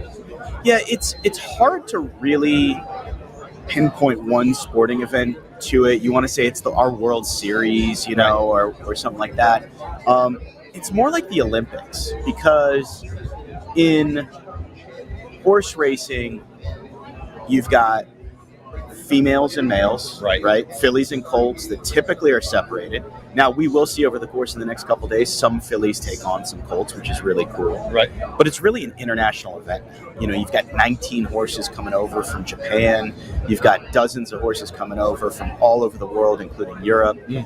So it's become an international event, and there's all different divisions, right? So the fillies, the colts, the sprinters, the routers, the turf horses, and the dirt horses. So we've got something for everybody. And then on Friday, of course, which is today, we've got our, Superstar Friday, which is for the babies, the 2-year-olds. Right. So we cover the gambit of what horse racing has to offer. And, it's our goal. I'm in the racehorse partnership business with my company Eclipse. And, it's ambitious, but we want every year to hopefully devise a roster that has as many horses competing in as many of these divisions over these 2 days that we can find. And that's really the goal. Hopefully we've got 5 and 4 races over the next 2 days. And, this is for the best of the best. You've been in it for a long time, watching your horses run. Is it akin to like watching your kids play sports? Like how do you feel it? Can you watch it? Are you not watching it the same way? Like how do you, from an ownership perspective, when you have a horse, it's different than a spectator, different than a gambler. You're heavily invested in time, energy, and money in this animal, in this athlete. What's it like to be an owner to watch it? You're right. It's a huge investment, not just financially, but emotionally, right? So they're living, breathing, beautiful animals, and they become part of the family. So there's that emotional attachment to the animal itself. On the business side of it, it's kind of like owning a sports franchise. Okay. Yeah.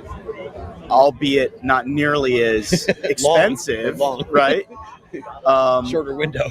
Definitely a shorter window, but equally as exciting. So you've got that pride of ownership that it's one of your kids running down the stretch in any race. You get your blood pumping in any race, but of course, if you're competing in any of these races over the course of the next 2 days, it's the pinnacle. Yeah.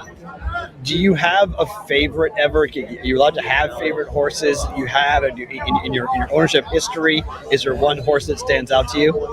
Look, I'm not in a position to play favorites. I've got to manage our entire roster, to the best of my ability and maximize each of our equine athletes' ability so that they're maximizing potential. But I'd be lying if I didn't say that some of them captured a bigger part of my heart than others. We had a filly named Nest over the last couple of years who was just an otherworldly talent. She won numerous grade 1s all over the country, was second in the Kentucky Oaks. She was a beast, and we ultimately sold her last November for $6 million. Wow. So she obviously, earn a big chunk of my heart. Right. But there's any number of them. We've won 2 Breeder's Cup races, one with Sharing in 2019 at Santa Anita, and then in 2021 right here at Del Mar with Aloha West. So, of course, those are special. We've won a Belmont Stakes with Taprit back in 2017. He's now a stallion in Kentucky. So, of course, you'd like to say that the upper echelon competitors that are able to succeed at the highest level are more important, but there's been so many that have been so important to our stable and carried the flag with pride that I'd be remiss if I didn't just give a shout out to everybody, because these animals, they give everything for us, and they don't expect anything in return. Thankfully, we treat them very well. They're treated like big time athletes. You're hearing coming down the stretch in the paddock because they're getting it live here as to down the. Oh, it's by a nose. Very close. About half a length there for the victor there on this. That was the last race. It is not a Breeder's Cup race. So now we turn the gas up here for the next 5 races here at Del Mar. It's about to get serious. It's getting real serious. In terms of where the sport is good. That's yours. Yep. That's mine. Oh, it's his. That's mine. Oh, that's yours. Sorry, that's yours. In terms of where the overall sport needs to grow, as an owner, what would you like to see have happen to not just expand the audience, but also just for the next generation? How do we get young people to the track to experience something like this? This is probably a question above my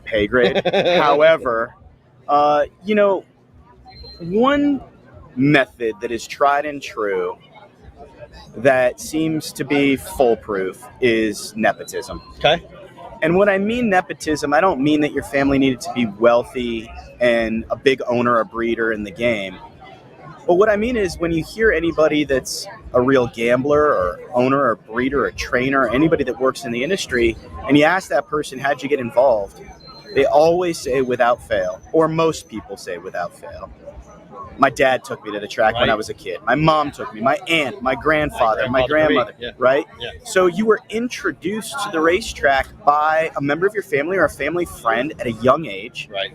And I don't know of too many kids that are brought to the racetrack for a day of racing, or even better sometimes in the morning for training where you could get more up close and personal to these beautiful animals and athletes, that doesn't fall in love with it right away. It's in your blood from a young age. So I've always thought that we as an industry have failed to take advantage of that opportunity to innovate, but also incentivize adults to bring children to the racetrack. Look, there used to be this taboo feeling towards gambling, right? That doesn't exist anymore. It's gone. You can gamble on anything, and everything, anywhere, at any time, on your phone, on your TV, on your computer, laptop, whatever. So forget about it. Gambling is a part of our culture now. It always was. It always was, but there was a negative stigma attached to it. It's everywhere. Right? The ads are inundating us. And yes, I mean, that's our point too. We've talked about this a lot, about the fact that for a long time, horse racing had that, like, I remember when I was 9 years old. I'm from Boston. My grandpa took me to Rockingham Park, which is in southern New Hampshire. It's gone now. But I went there, and that was my first ever bet of any sort. And now I'm a full-time content creator in sports gambling. You end up being exposed to it, like you're talking about, through a family member. But now that we've gone and like taken away that stigma, taken away that kind of stain of like, oh, you gamble, like you bet, it seems like horse racing could really take advantage of that opportunity to have, because I mean, look, my daughter's 10. She would love this. Yeah. She'd walk around with her eyes wide open going like, this is incredible. How much fun is this? We need more of that, right? We can't shy away from the fact that we're a gambling sport. Yeah. And that's what churns our revenue, is the gambling dollar, the handicappers, the players out there, right? Yeah. So first and foremost, we need to cater to those people. Okay. And we can't be ashamed that we are a gambling sport, right? Yes. You know, nor can we be ashamed of how we treat these animals, because they're all treated like royalty, you know? And we get some negative publicity for that sort of stuff, but we have to be proud of what we do. Proud that we gamble, proud that we gamble on a great product, and proud that we are horsemen and women that really care about these animals. So if you get that dichotomy going, I think we're going to be better off as an industry. But, you know, whether it's putting a $2 bet through the window at age 10 and your grandfather sneaking you up and placing the bet for you or whatever, you know, that gets you hooked, or coming to the paddock and seeing these amazing horses and the people and the characters. There's just so much this sport has to offer, that if we can incentivize adults to bring their children to the game, we've got to breed the next generation of gamblers, owners, breeders, trainers, horsemen and women, whatever it might be, and you got to get them in early. That's the way to do it. Look, it's accessible. You know, you can't go and rub shoulders with Dave Roberts tomorrow, but you can with Bob Baffert and Todd Pletcher this afternoon being out here. Fair. You know, so there's so much that we have to offer on a gambling element, on a social element, on a sporting element, competition, and social. You know, people are having fun out here, man. Coming up fall. You a Dodger fan? You know, I can't say that I'm a Dodger fan. Whoa. But, you know, Padres? I would say I'm more of a Padre fan now. Wow. You know? I think, you know, it's not the Dodgers' fault. I was at Game 1 of the '88 World Series when Kirk Gibson hit the walk-off home run out of the dugout. You know, he was limping around and the bases. Freddie Freeman did the same thing at the same time. Unreal. Unreal. But the friend that I went to the game with made us leave early that night.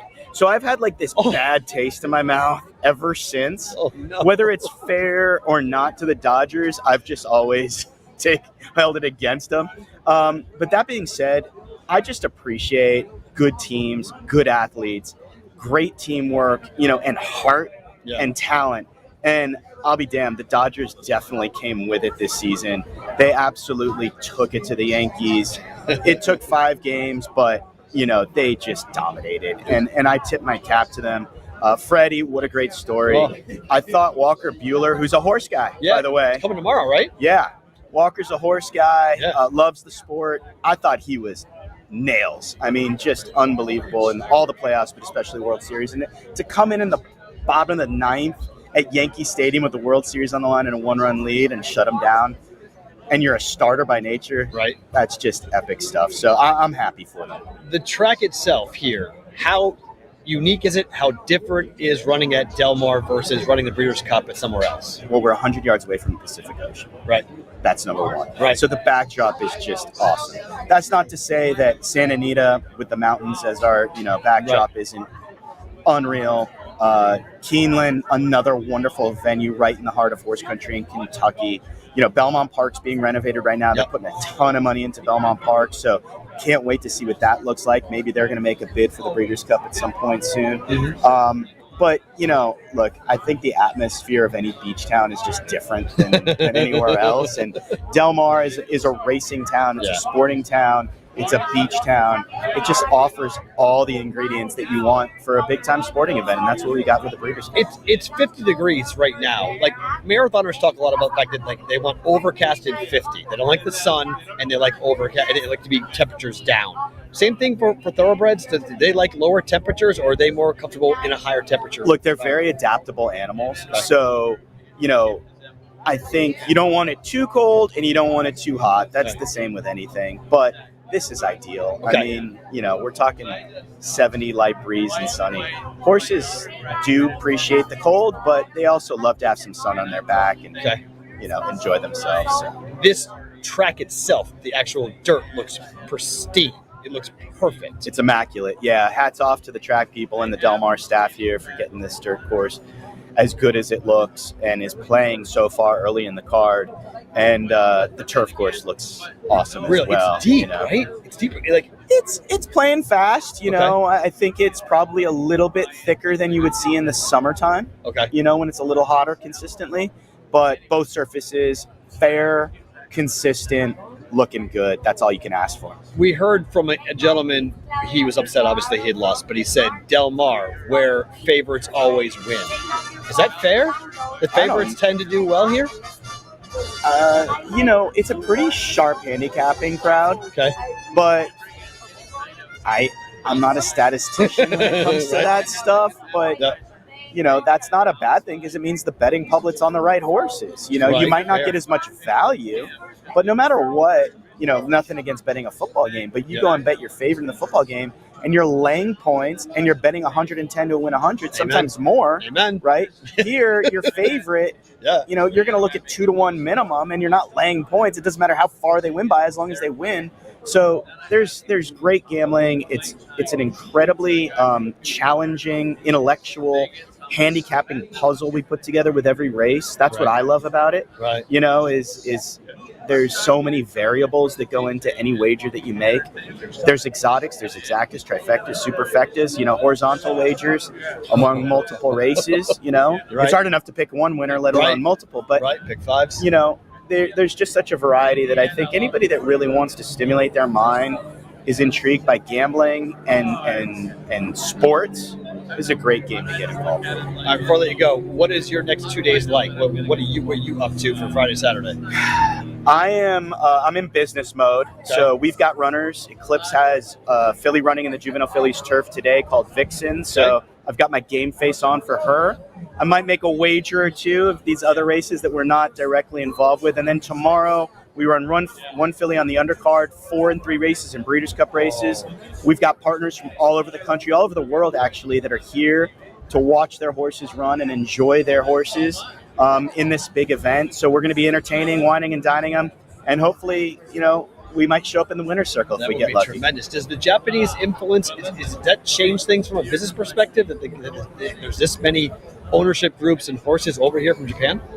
Not from an ownership perspective. I think from a competition perspective, it certainly ups the stakes. But it's great to see the international flair. It's great to see them coming from Asia and being such sportsmen. And look, they won 2 races here last time I was at Del Mar. Right. And they're bringing a strong contingent now. So, look, this is where the best have to beat the best to be the best, That's what it's all about. It's high stakes, a lot of money on the line, and hopefully there's a lot of tickets cashed and happy winners. Hopefully a couple of mine as well. Aaron, thank you for the time. Appreciate you being here. It's Aaron Wellman, ownership here from Eclipse, joining us on the Boston versus the Book. Good stuff. Thank you, sir. Appreciate you joining in.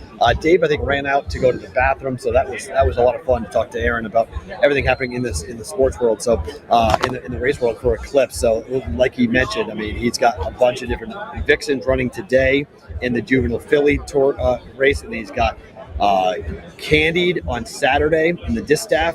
There goes Harvard on the Saturday turf race.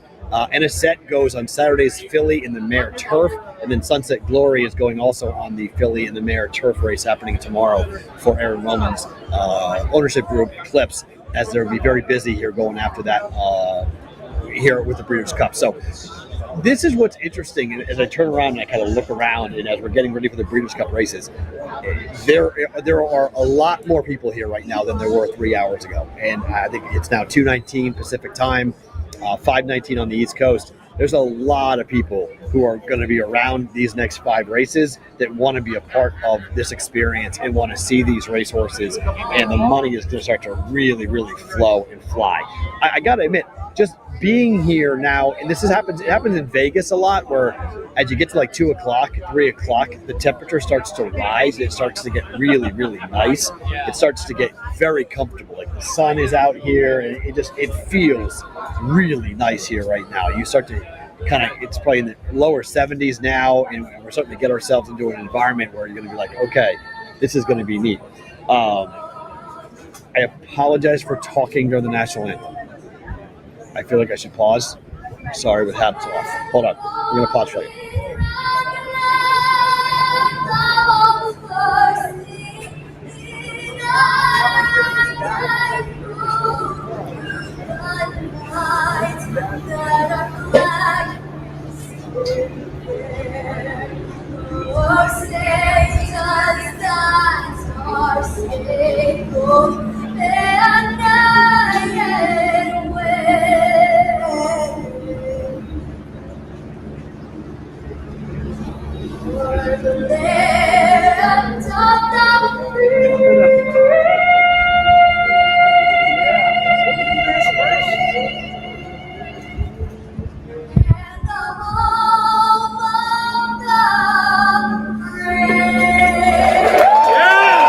Apologies for that, folks, but that is just something that I don't feel comfortable being on the air during. That would be where you would take a commercial break. You would say, oh, after this, we'll be right back. You would normally not do that. So hopefully the microphone, and newbie think the microphone picked that up, so that's good. So you guys, there's a beautiful rendition of the national anthem. It's so interesting when they decided to do that, right? In between, before the Breeder'S Cup. So like, here comes the real sporting event. The last couple of races were just sort of races. Here we go now with the main event, if you will, coming up here going on. Kyle Frey is going to join us. He's a jockey that was licensed back. He won the Eclipse Award back in 2011 as an outstanding apprentice. He also earned his first stakes win aboard Jake in Elwood back in 2012. So he's had 3 Breeder'S Cup mounts coming up on Saturday. All are pretty big long shots, but he's got a Japanese horse named Alice Verte in the distaff, Gold Phoenix in the turf, and 30-1 Mixo in the classic. So we'll talk to a jockey here in a little bit and about what's going on. So once we get Dave back, I don't know where Dave went, but I thought he was going to the bathroom, I think. I'm not sure where Dave wound up fall in. I'm kidding. So on that, this has been really an interesting show because I think for us to be part of horse racing, I'm not going to lie, this is all a little bit fish out of water for both Dave and I when it comes to how this is being done and seeing this, the culture around sports and horse racing is different. And look, I think Aaron brought it up. There are obvious negative things that have gone on. Oh, you brought me a Prim Cup? What is that? A margarita? You can pick. It's a margarita or a summer breeze. Oh, that's summer breeze. Vodka cranberry, a summer breeze. Yeah, Okay, that's what I figured you might like. It's a Cape Codder. What's that? It's a Cape Codder. California can call it summer breeze, but it's a Cape Codder. Well, that's nice. Thank you. I appreciate that. Very nice. How are you? I thought you fell in. I know you're stressed. Oh, I'm good now. You sure? I'm all good now. Yeah. All right. Are we good? Yeah, we're totally fine. Right. It's one thing if we're not on the air. then I have a nervous breakdown. I know. But if we're on the air, Nobody's doing good. everything works. It just didn't work the way it's supposed to work. So that's fine as long as it works. All right. As long as we're up and running. Good talk with Aaron. It was really interesting. He has 3 horses going tomorrow. So for his ownership group, Eclipse. Okay. So he's got a lot of stuff going on in Marr for his stuff. And so not a Dodger fan. He was at the 1988 Kirk Gibson home run game. No way. And his friend made him leave early. Oh, no. Yeah. Oh, no. They left early. Oh. So in true California style, they left early. So he missed the home run. So he said he's never really been a Dodger fan because of that reason, because he likes Dodgers, but he's more in the horse racing side of things. So he went to college in Santa Barbara. So he's kind of in between both. Okay. He's more of a Padre fan, he said, than more of a Dodger fan. So national anthem, we carried the national anthem live on BVB for the first time ever.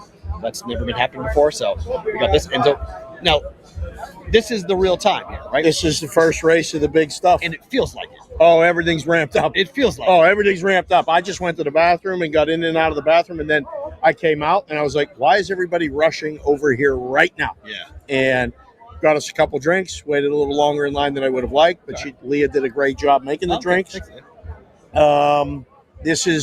This feels like what it's supposed to feel like, a big event. Right. There's energy, there's excitement. Yeah, there's a lot of buzz. There's, fire. I don't know. You do the national anthem now in the middle of it? That's what I said. I had to get up, take my hat off. I said sorry. Hey, nothing personal. I don't feel comfortable being on the air in the middle of the national anthem. Everyone stopped. Everyone's taking off their hats. I'm like, okay, I don't feel comfortable having a hat on here and talking while it's dead silent. Right. Just yapping. I'm like, we're going to pause. This is where we went to a commercial break if we had commercial breaks. We don't have one. So we're going to listen to the anthem. And luckily the mics picked it up. So it was all good. So awesome. We were all good to go with that. How's the shot? Everything good? It's starting to get more sun. I feel like we're in the sun a little bit more. We're okay, it's warmer, right? It's nicer. It's nice, right? Yeah. Yeah. All right. It's cooking nicely. Are the boys sending plays? I didn't see. I asked the boys to in the chat to send a play for this race. I want to go over and maybe make a play. Oh my God. Ooh. No good? What? Very good. All vodka. Oh, she loaded it up. She really did. Woo. Yeah. I think between you and I think she wanted a title shot. Oh, I think, and I was like, no, I'm good. I'm good. Just make the drink. Careful. It was knocked over your drink. I didn't mean to do that. And I hit my knee. That hurt a lot. I didn't want to scream out. That really hurt. God, I banged my knee. I almost knocked everything out. You have boards. Holy crap. I didn't mean to do that. That's why I put that. When the show's over, we had a big glass of soda. And I went threw it away. I was like, if that knocks over, we'd be dead. Dead. And then you and I almost did it dead. We'd be dead. We were almost dead right there. Almost. All right, we got about 30 minutes left to go here on the program live from Del Mar. Kyle Frey is the last guest. He's got 3 mounts tomorrow. He's riding 3 horses tomorrow. So in 3 Breeder'S races tomorrow. Wow. So got long shots. 15-1 and 30-1. 30-1, 15-1, and 30-1 for 3 races tomorrow he's got. So, but as we were told, jockeys are historically flaky. So that's fine. So we don't know if that jockey is going to join us or not here for today. But we have to talk a little bit about Penn State, Ohio State, do we not? We have to. Okay, let's get into it now because we've kind of sat here and talked a lot about other stuff and horse racing and whatnot. So let's talk about this. The live number, is it 3.5 or 3? I can't see anything. I think my computer's melted out. Okay. It's possible. I was worried about that. So, here we go. All right, here, sit down. Come on in. Kyle, come on in. You can sit down and have a conversation. Dave will pull out. There you go. I'm going to get that out of the way. Yeah. This is all you, sir. Come on, sit down. Fantastic. There you go. He's going to ask you the questions. Is this just vocal or no? It's on camera as well. Cool, the camera's cool, right there. You look great. We're on live. Oh, cool. Even better. Oh, wow. Yeah. Kyle Frey joining us here. All right. I am intrigued by all of this because what is it like Can you describe what it's like to be on one of these thoroughbreds and what it's like to be in a Breeders' Cup race? Well, just riding thoroughbreds alone is absolutely fantastic. Man, there's really nothing like it. I really can't compare too much to it. I did bungee jumping one time. Yep. It's like that, but there's no relaxing till you hit the wire. True. Compare it to like driving a sports car. Like what's the feeling of having an animal that's that big underneath you going that fast? Once again, yeah, it's a lot like that, except we only have our toes and our hands to hold us on. A little different than steering wheel, right? Yeah, exactly. Plus 1,000 pounds of free will as well, you know. I got to ask you. All right, so like this is his first horse race, big race experience. Okay. You're at the Breeders' Cup at Del Mar. How do you describe this to someone new, first time coming here versus like being at the Arkansas Derby or at another track? Like nothing against Oaklawn or Gulfstream or anything. This is different, is it not? Oh yeah, because those big Oaklawn races, Kentucky, all these other things. These are big races, but this is much more of an international event, you know, as opposed to just being nationwide.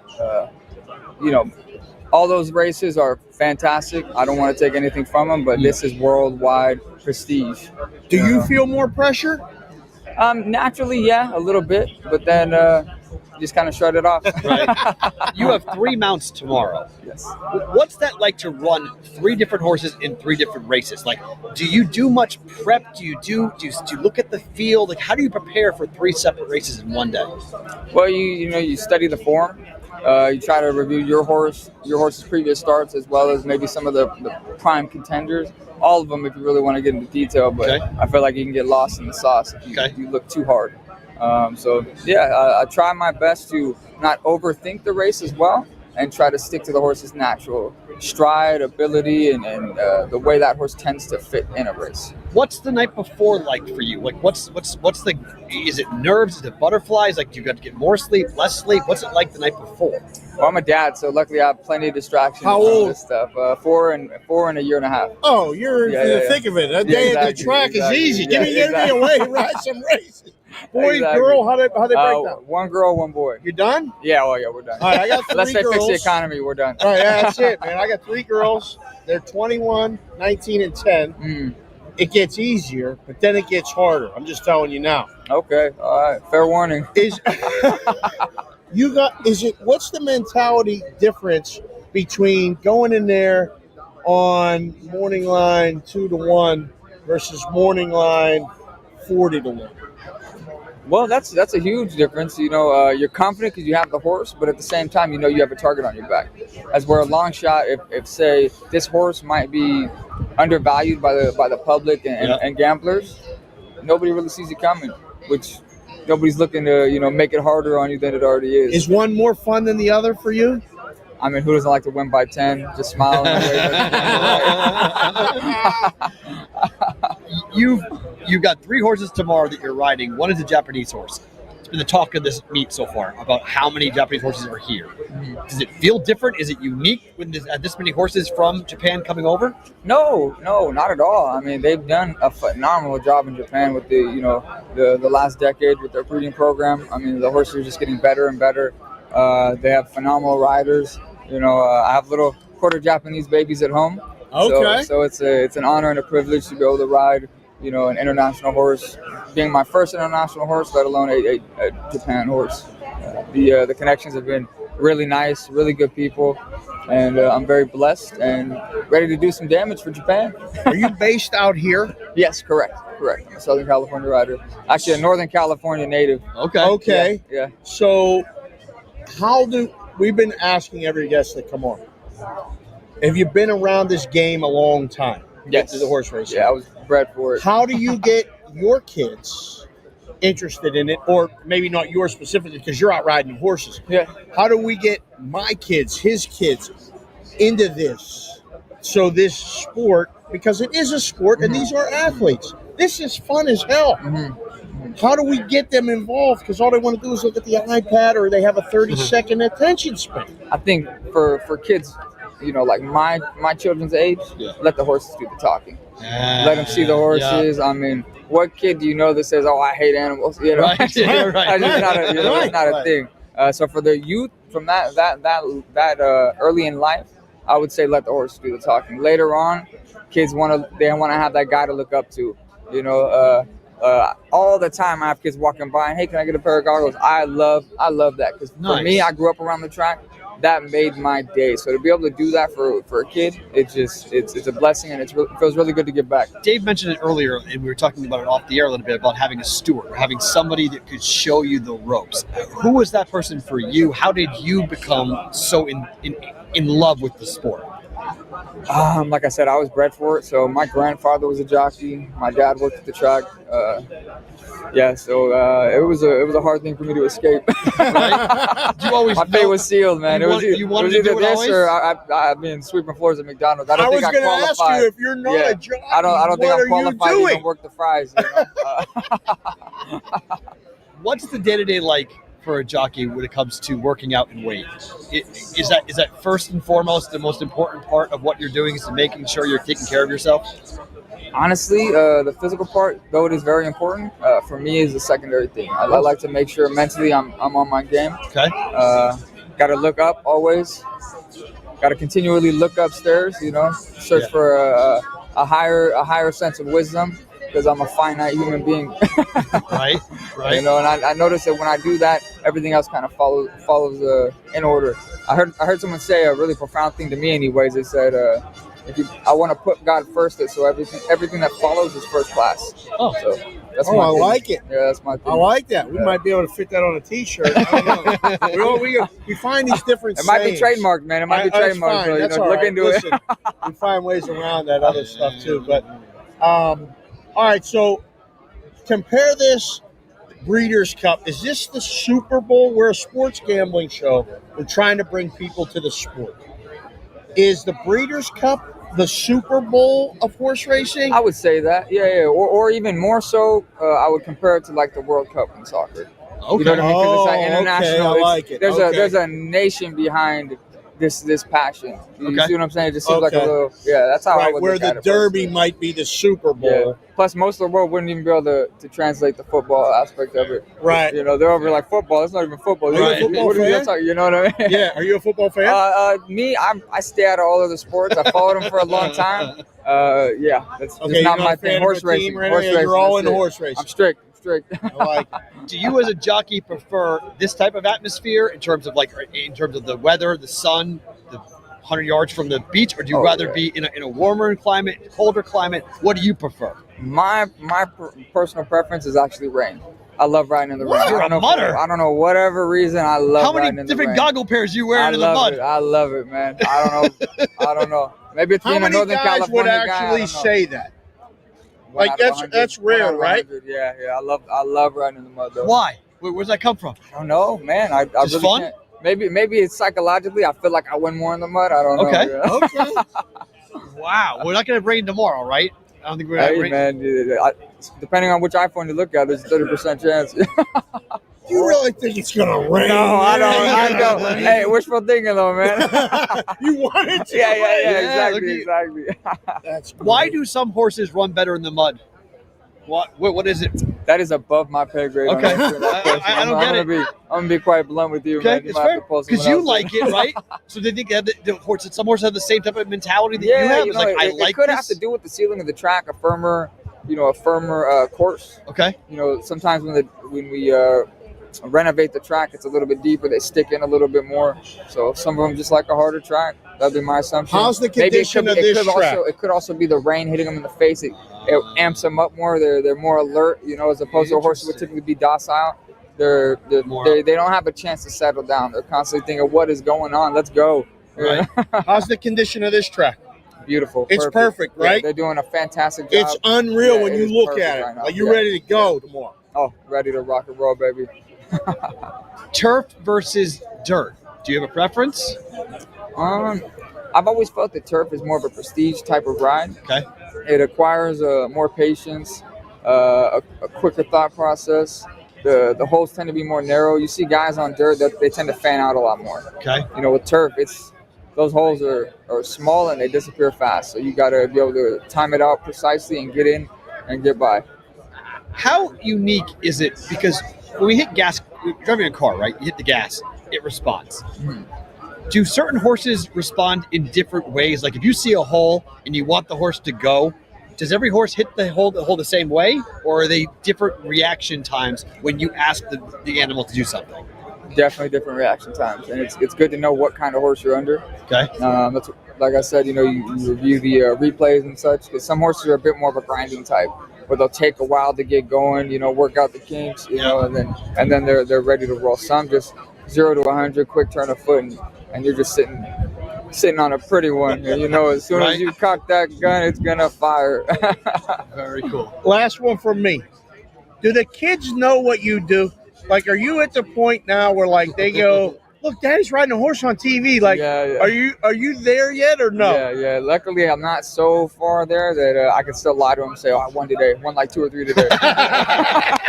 Yeah, you're my hero, Dad. Okay, like, Daddy, what happened? Yeah. I'm talking about that. Yeah. Did that change you as a jockey, like having the kids? It changed me as an altogether as a human being. Right. Definitely. At first, maybe it might have made me think a little bit more. And then after a while, it gave me a reason to fight a little bit more. Oh, yeah. We say it all the time, man. It's our why. Yeah. When you find your why, 100%. and you didn't know you were going to have them. You don't know. You didn't tell your boy, girl, whatever comes out. It changes everything. For sure. So at least a good person. Right. Exactly. If you had any ounce of decency in you, it should change you a little bit. It's awesome. Kyle, thank you for coming on. Really appreciate it. Best of luck tomorrow. Thank you very much. Thank you so much. That's Kyle Frey joining us here on Boston versus the Book. He's got 3 Breeder's Cup mounts happening tomorrow.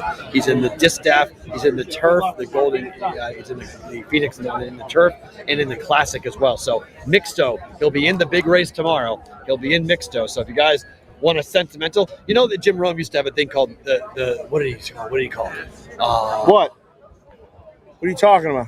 Jim Rome used to say whenever somebody would appear on his program before they went and did something in a sporting event, they almost always won. No way.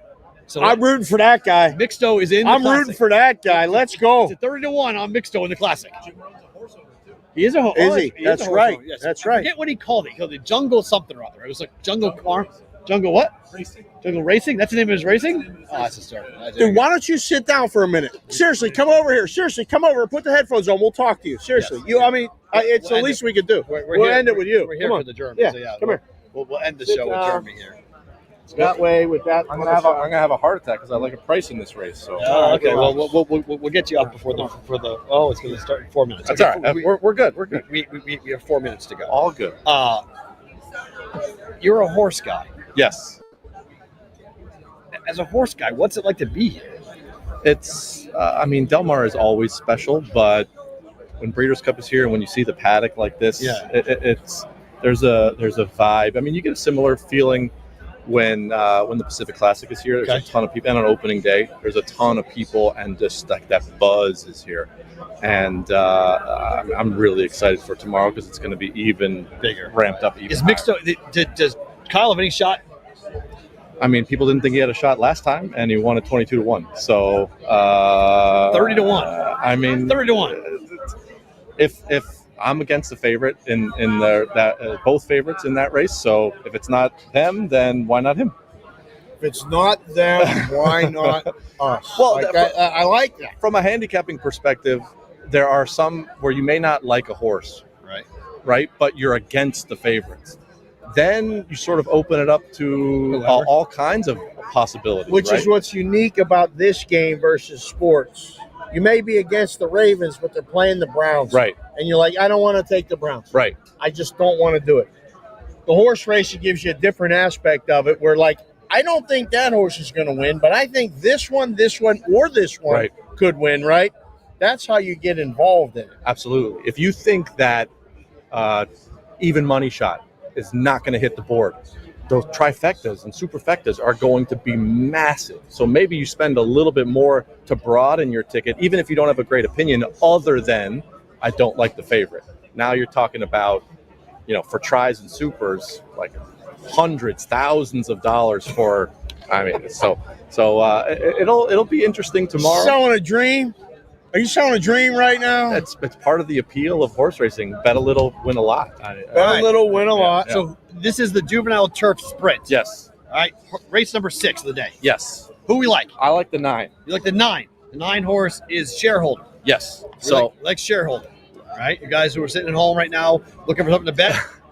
So the thing about this horse is that he won his first 2 races despite just losing his mind. Okay. In the gate the first couple times, and then he did it again this last time, and he ran awful. Oh. So it's a big hand. It's not a big handicapping angle, but sometimes you can if you just toss out the last race. Okay. And we're assuming a lot, but I think at 16 to 1 16 right to now, 1, Jeremy. I'm willing to, hey, 16 to 1. maybe he doesn't freak out in the gate this time. Now, if it was a 2 to 1 shot, and I'm going maybe he doesn't freak out, I'm not taking that Well, gamble. there's 12 horses in the race. Right. This So is going to be traffic galore all over. on the turf course, especially. Oh Yeah, my yeah, yeah. God! This is a pinball machine. Bit of a scramble. Yeah. Oh, So it'll there be. we go. So we're going to watch this. There's 1 minute to post. We're going to watch this live. Well, you already saw me lose one Okay. photo today, so I don't. Are you good with watching it with the headphones on, or do you need to be on the side? I'm good. Okay. I mean, like, just give the It people might keep me behaved. right. Keep it a little more relaxed. But this is one of the places you don't have to relax and watch your game, watch your No. sport.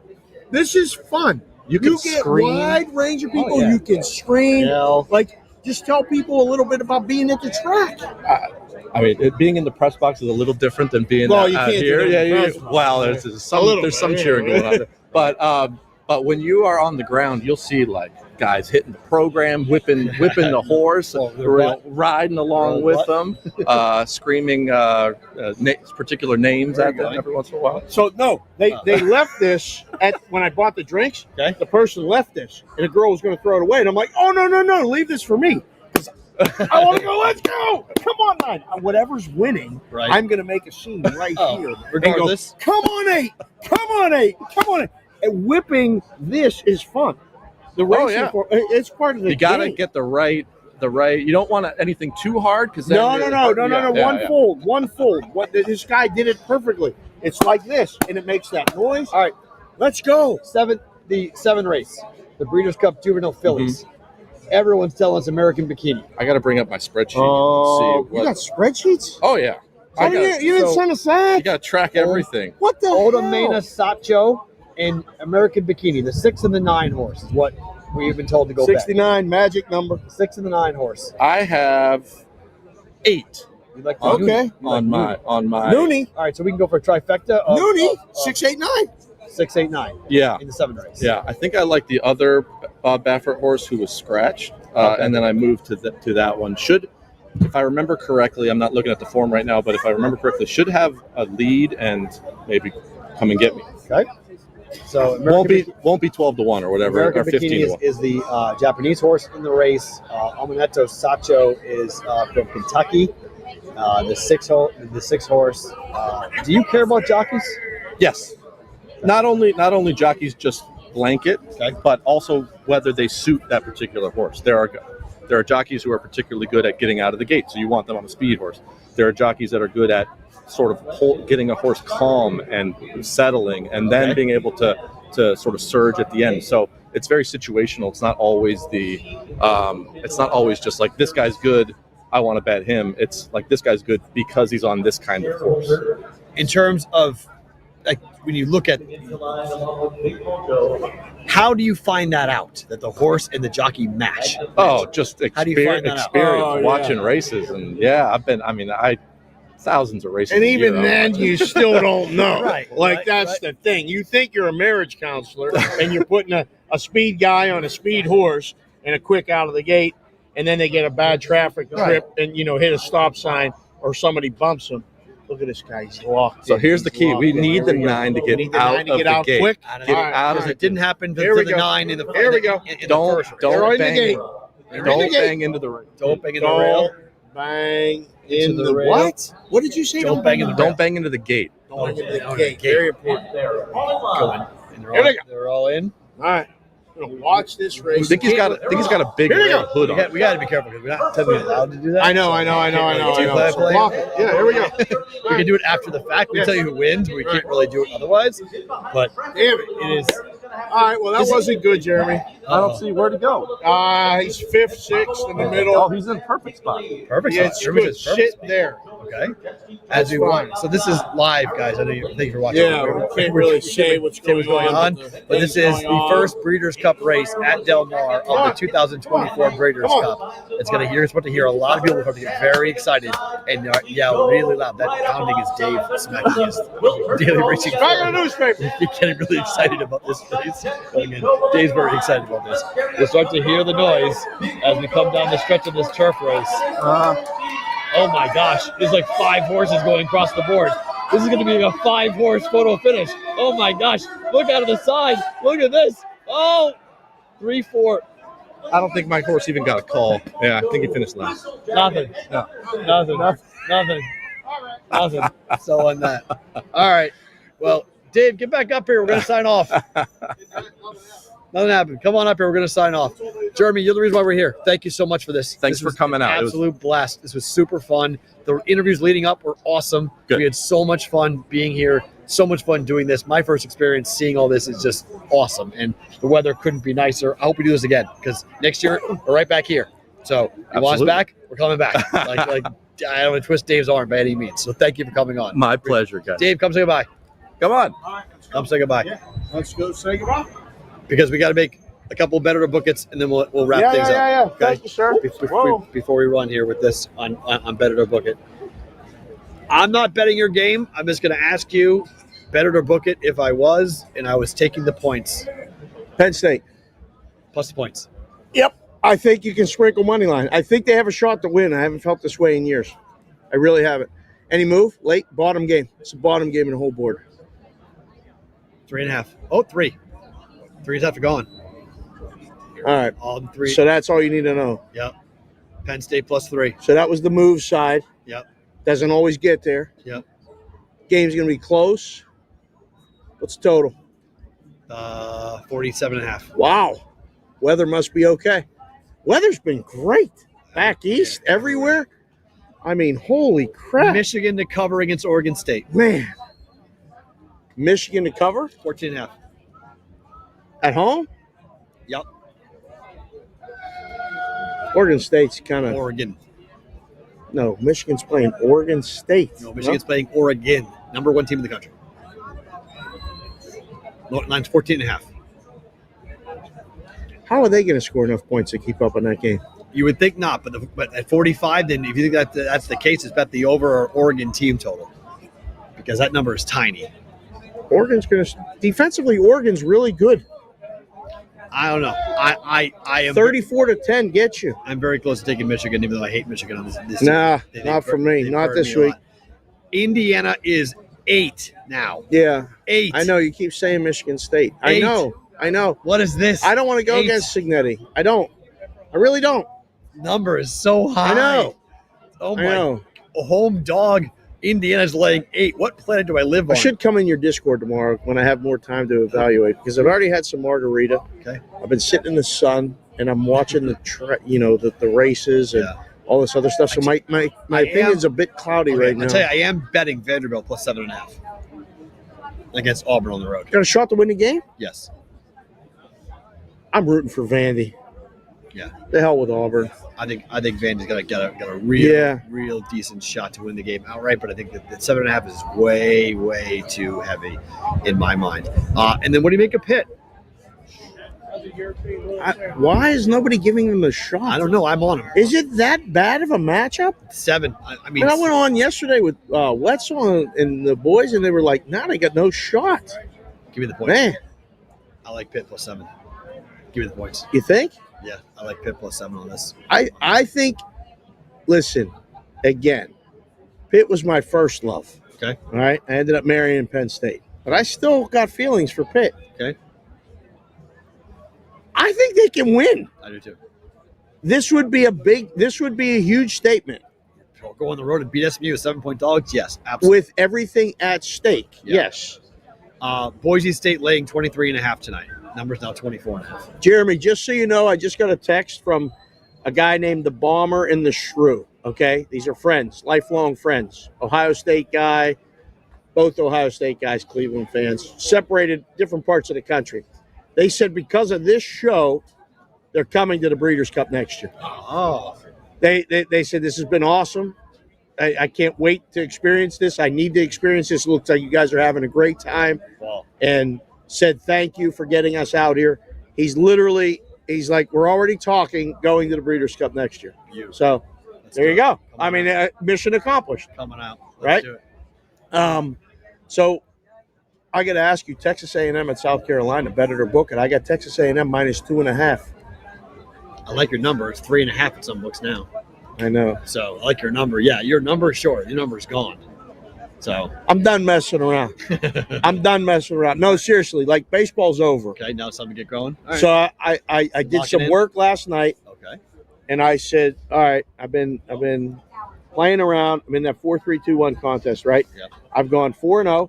Oh wow. Once. I've gone 0-4 once, and I've gone 2-2 every week since. Sounds like me. Yep. It's annoying. I haven't gone 4-0 yet though. Okay. I've gone 3-1. Right. I went 4-0 and 0-4, and every week's been 2-2. I got smoked. So we're last week. done with that crap. I'm 0-4 last week. That's fine. It 0-4. happens. Got So what? smoked. It happens. I like Texas A&M a lot. Ooh, okay. A lot. I like Vandy a lot. Vandy's my number one play. In that contest. Next week, by the way, starts the what is the Westgate reboot? Yes. Just putting it out there right I was now. going to ask you. I was going to ask you. Trifecta for 50 cents. You just hit it? $9.55. That's what it paid? Wow. What numbers came in? What was the numbers? It was 4. Yeah. 4, 5, 10. 4, 5, 10. 12 to 1 over 27 to 1 over 8 to 1. Damn it. All right. Get them 27 to 1s involved. Okay. You got anything in pro? I can't stand the pro card this week. I cannot stand. I think the Patriots win outright. Patriots beat the Titans. Titans suck. That's biased. Drake May's going to play. Pats are going to win. Wait, he's playing? He's going to play practice today. Drake's playing. Oh. I think Drake's playing. Really? Even with Brissett, Patriots are going to beat the Titans. Suck. They're so bad. Um, and then Broncos win outright. Wow, I really, from your lips to the money line for people, that would be great. Yeah. Detroit, Green Bay, who wins? Lions. I think the Lions win too. I think it's a good play. Yeah, Lions. I think They the Lions. really do. With Love's inability to move, they're going to pin their ears back and go after him. Even if he plays, I think it's going to be a tough day for him. So, how's the drink? It's great. Thank you. We have to go make bets. That race is going to start soon. So race starts in 28 minutes. So we got to get broken down and then be able to go. Newbie, great job, man. Appreciate you back there. Love you, brother. Taking care of us, getting us on the air.